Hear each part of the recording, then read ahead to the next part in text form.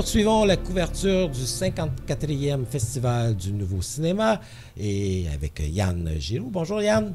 Bonjour Guy. Et ton film Mon fils ne revient que 7 jours sera présenté bien sûr dans le cadre du FNC. Puis en plus, il tournait un genre de carte blanche, je sais pas trop, mais tu vas t'amuser à présenter tes courts-métrages et ce Q&A en fait, où les gens vont pouvoir s'informer sur ta pratique, Exactement, sur ta manière de faire. Et... Il y a 5 courts-métrages, je crois, qui sont présentés. Là. Oui. Et non, ils ont fait un bon travail. Hein? J'avoue que c'est quand même un honneur de pouvoir présenter ça à la Cinémathèque. Là. Effectivement.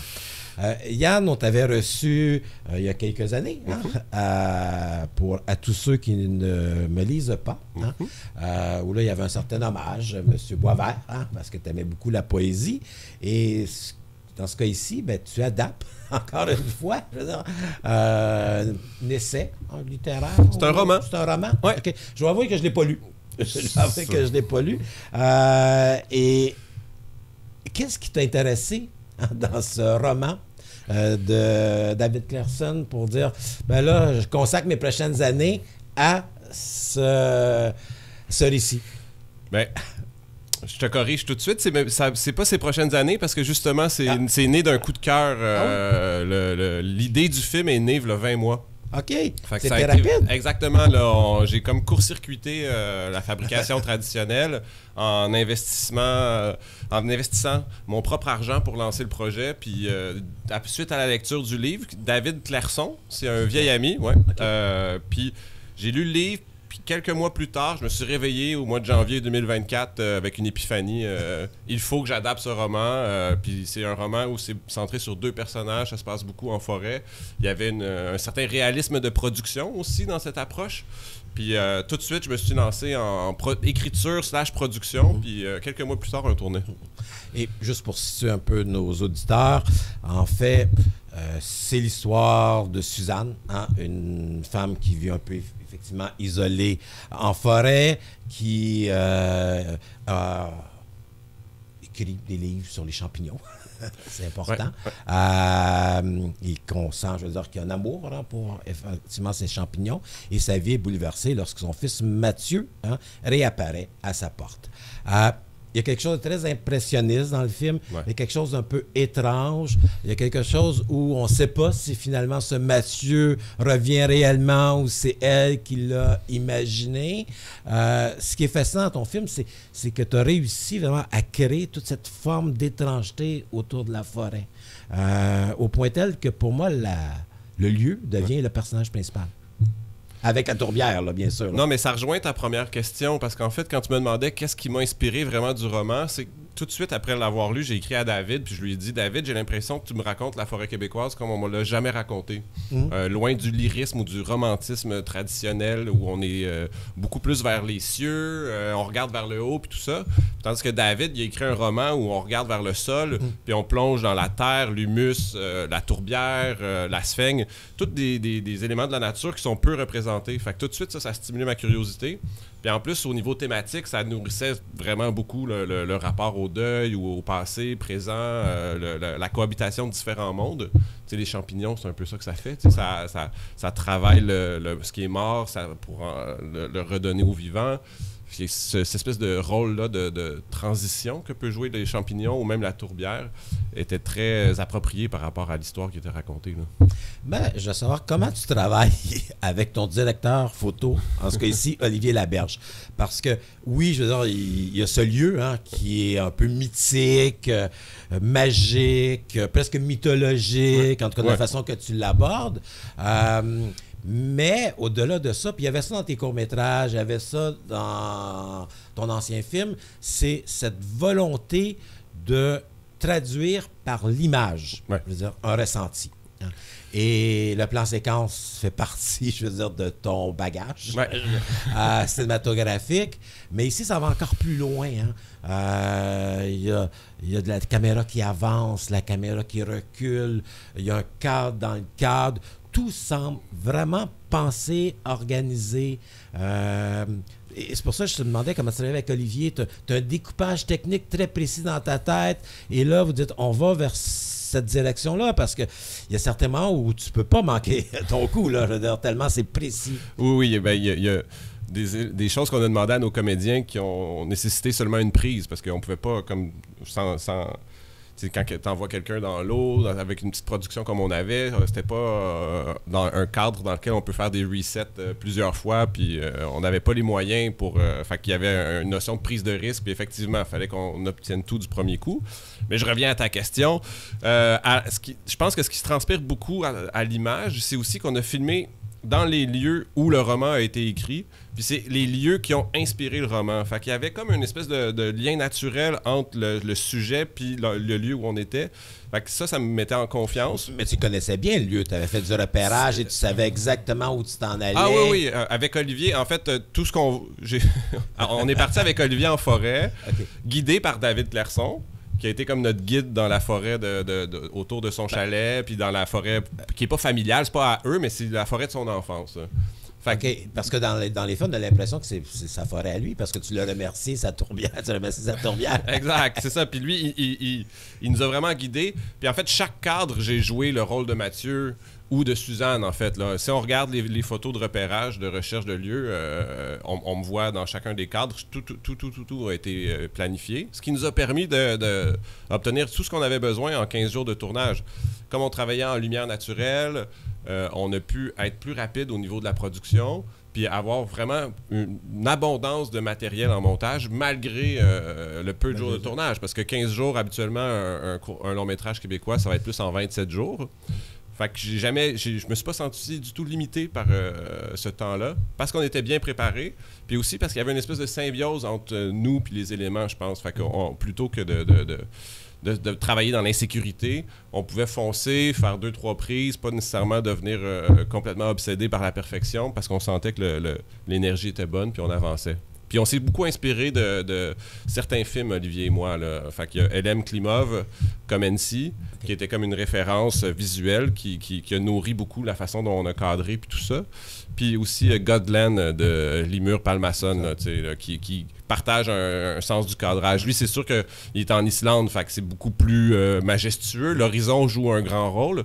Nous, il fallait qu'on travaille plus dans on voulait faire sentir le côté oppressif de la nature, fait qu'on a travaillé différemment par rapport au cadre, mais malgré tout, c'est deux grandes inspirations là, pour nous guider. Je sais que la référence peut paraître énorme, mais il y avait un certain moment de presque du David Lynch là, dans ta façon de filmer quelques scènes. Hein? Je sais pas si c'est un grand amateur. Ben, c'est lui qui m'a donné le goût de faire du cinéma, oui? Fait que ça fait plaisir à entendre. Surtout en cette année où la FNC lui rend hommage, puis en plus, paix à son âme. Puis, il y a ce travail, bien sûr, sur, comme tu mentionnes, sur le plan, mais l'éclairage. Oui. Parce que, oui, c'était tourné en lumière naturelle, mais vous réussissez quand même à utiliser toute la force du contre-jour à certains moments, le passage, je veux dire, vers la nuit, ou du moins, je veux dire, des moments où on voit à peine les personnages, et qui traduit bien aussi, je pense, que l'univers mental de ces personnages-là. Effectivement, mais avec Olivier, ça fait longtemps qu'on collabore ensemble. Je le connais depuis plus de 20 ans maintenant. Fait qu'on a une relation symbiotique où on a une méthode, ou du moins une confiance l'un en l'autre. Puis moi aussi, j'ai quand même une grande sensibilité à la lumière. Fait que quand c'est lui... Quand lui s'occupe du cadre, moi je peux parfois lui donner aussi un petit coup de main sur l'orientation par rapport au soleil, tout ça. Puis comme on était une petite équipe, j'étais impliqué à toutes les étapes. C'est ce que j'ai remarqué au générique. Puis fait que ça faisait que, entre autres, c'est le rapport au soleil puis à la lumière. Fait que l'horaire a été vraiment pensé en fonction de ça pour être sûr qu'on ait quelque chose d'intéressant malgré qu'on pouvait pas tout contrôler. Là. Puis je pense, c'est ça. En travaillant maintenant avec des caméras numériques très sensibles, ça donne quand même beaucoup de latitude pour ce genre de choses-là. Là. Et ça, c'est pour l'extérieur. Mais l'intérieur de cette maison-là, qui est aussi importante, qui est un peu le monde intérieur de Suzanne. Et là, encore là, il y a des choix d'éclairage. Je veux dire, des choix de cadrage, mais il y a aussi des choix d'éclairage. Parce qu'on sent... Je veux dire, le jaune, hein, je veux dire, cette couleur jaune, qui donne finalement une certaine quiétude à l'endroit. Et Et je sais pas, pour moi, ce que ça m'a énormément frappé, c'est ce luminaire vert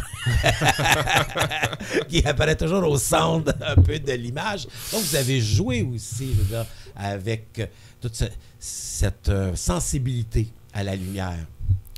Mais on a passé un week-end dans le chalet avant de tourner où on a vécu aussi dans cette ambiance. Ce qu'on a représenté à l'écran, c'est beaucoup comment on se sent le soir dans ce lieu-là, avec une lumière très tamisée, qui donne des zones très éclairées, très sombres, un clair-obscur qui est inspirant. Puis après ça, avec Geneviève Boiteau à la direction artistique, on a vraiment, puis Olivier, ils ont travaillé en commun pour faire une palette de couleurs cohérentes qui se relie beaucoup aux couleurs qu'on retrouve dans La Tourbière. Exactement. C'est pour ça que je parlais le fameux vert, le luminaire vert là, qui apparaît, qui est comme au-dessus de leur tête, puis qui nous rappelle toujours les éléments extérieurs. Là. Puis finalement, j'avoue qu'il y avait une belle surprise parce que dans la production, au fur et à mesure, on prend pas de distance, puis on avance, mais quand je me suis mis à assembler le film, puis j'ai vu la belle cohérence du travail entre Geneviève et Olivier, de la direction artistique puis de la direction photo, pour arriver à créer une belle palette qui était cohérente tant à l'intérieur qu'à l'extérieur, puis qui faisait que le film nous enveloppait. Malgré qu'on soit dans des lieux différents, effectivement, je trouve que l'intérieur résonne beaucoup avec la forêt malgré tout. Là. Oui, parce qu'en fait, ce chalet, parce que s'inscrit parfaitement, je veux dire, dans l'univers de la forêt, là, à ce titre-là. J'ai mentionné tantôt les fameux cadres. Ouais. Les cadres sont pensés. Hein? À certains moments, on est quand même éloigné des personnages. On vit presque en distance avec eux, puis ça participe à cette étrangeté dont tu veux réussir à traduire en images. Mais à d'autres moments, je veux dire, on est en symétrie. Je veux dire, tout est pensé. Et lorsqu'on s'approche des gros plans, c'est une symétrie totale. C'est Olivier, c'est toi.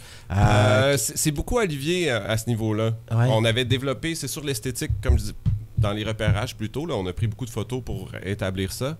Mais je dirais même en cours de route, je le voyais travailler, puis j'ai remarqué qu'il y avait une rigueur sur cette notion de cadre-là très centrée, puis qui nourrit le film où des fois, ça rend l'humain comme central, mais par moments, c'est comme si, à force de les centrer, c'est comme si ce qu'il y avait autour allait finir par les avaler aussi. Là. Je trouve que cette belle tension-là entre, comme tu disais, parfois être très proche puis leur donner une certaine puissance, puis parfois être plus loin puis sentir qu'ils sont tout petits puis que la nature va prendre le dessus sur leur situation. Fait que je trouvais que ça créait des belles tensions de tout le temps travailler avec cette espèce d'obsession du cadre bien centré. Là.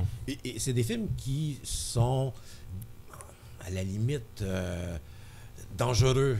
Je ne sais pas le terme que... Je cherchais un autre terme, là. Mais en fait, tu peux mettre tout ça sur une ligne de fer avec ce type de film-là, parce que c'est des films impressionnistes.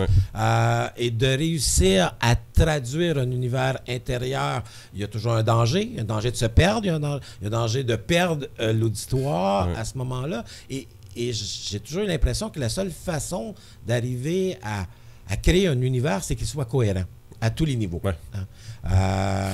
Et ça s'est passé beaucoup au montage. Que là, vous allez dire, oh! Ça nous prend, je veux dire, quelques éléments. Où déjà, finalement, le film final était, je veux dire, présenté lors du découpage technique. Bien, ça me fait plaisir que tu parles de cohérence, parce que c'est sûr que... un autre film qui m'a influencé beaucoup, c'est Geographies of Solitude de Jacqueline Mills, qui est un exemple de cohérence pour moi en termes de forme et fond. C'est tellement fort comment c'est construit. Fait que je dirais que j'ai été nourri un peu par son approche où je voulais m'assurer que, autant au niveau symbolique que du fond, que de la forme, m'assurer que tout communique bien ensemble puis effectivement donne une cohérence qui permet au spectateur de naviguer dans le film sans qu'on lui donne toutes les clés. Puis je pense qu'effectivement, quand on travaille de façon très minutieuse à ce niveau-là, on n'a pas besoin de donner toutes les réponses, mais on guide, puis finalement, le spectateur trouve son chemin, fait son sentier dans la forêt du film, d'une certaine façon. Puis effectivement, c'est au montage qu'on est arrivé à trouver l'alignement des signes. Parce que tu parlais plutôt que mon parcours est vraiment marqué par le plan séquence, tout ça. Mais c'est drôle parce que j'avais fait des plans séquences un peu plus impressionnants, comme dans mes courts-métrages. Puis finalement, je les ai coupés au montage. Fait que j'avais beaucoup de matériel pour m'assurer de la cohérence du film. Puis j'ai réalisé que parce qu'il y avait comme un fantasme, vu que je le faisais en toute liberté, ce film-là, de retrouver la vigueur de ma jeunesse et l'intransigeance du jeune réalisateur. Puis finalement, en intégrant ces plans-là dans le film, ça passait beaucoup plus pour de la pause. Fait que c'est comme si je me pastichais moi-même, ce qui était un peu pathétique. Surtout à ton âge. Exact. Mais fait que là, ça m'a comme appris sur moi-même, c'est-à-dire que j'ai changé en tant qu'humain, bien sûr, entre 25 et 45 ans. Puis finalement, mais ça se reflète dans mon film aussi, puis dans la forme de mon film. Fait que je suis assez fier, en fait, d'avoir eu assez de matériel pour avoir la latitude de couper certaines scènes pour être sûr d'arriver à cette espèce d'approche assez minimaliste au niveau narratif et formel, mais cohérent pour vraiment bien guider le spectateur. Là. Et tu parlais d'une approche minimaliste. Marie-France Marcotte joue le rôle de Suzanne et Francis Lahaye le rôle de Mathieu. Ils ont très peu à dire, ou parfois en voix off en plus. Comment tu les as dirigés? Est-ce que c'est libre ou tu as vraiment construit un personnage avec beaucoup d'indices au départ pour leur permettre de bien ressentir finalement ce qu'ils représentaient à l'écran? Parce qu'ils sont très justes. Hein? Merci. Puis c'est parce que autant Marie-France que Francis ont un background en danse.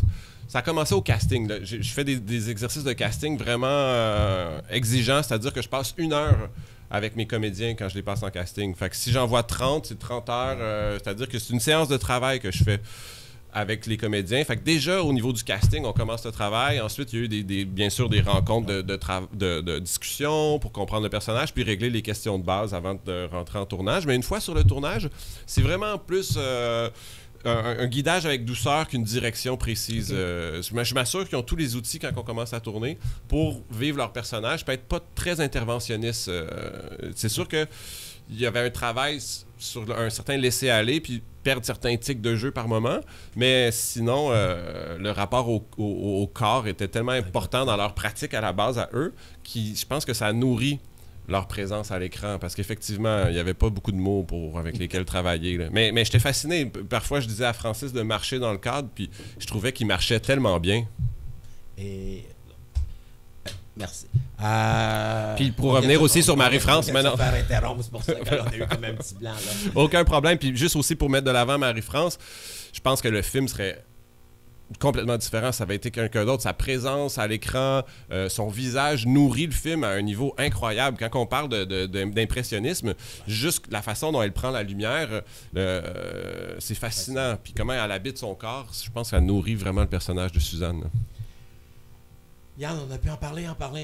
On rappelle que ton film est présenté bien sûr dans le cadre du Festival du Nouveau Cinéma demain 12 octobre à 20h15 au Cinéma du Musée et également le 15 octobre à 21h au Cinéma du Parc. Il ne reste que 1 ou 2 minutes, mais j'aimerais parler de ce Q&A avec tes courts-métrages parce qu'effectivement, on présente 6 de tes courts-métrages.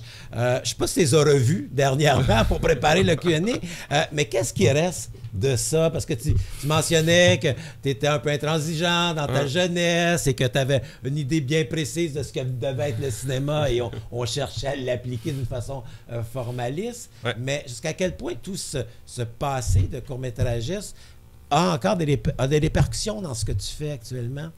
Bien, quand je regarde avec un peu de distance, puis sans trop... Parce que c'est ce qu'ils vont te demander de faire. Exact. Puis sans vouloir trop analyser, je vois une cohérence dans mon rapport au territoire. T'sais, on a parlé beaucoup de la forêt là, par rapport à « Mon fils ne revint que 7 jours ».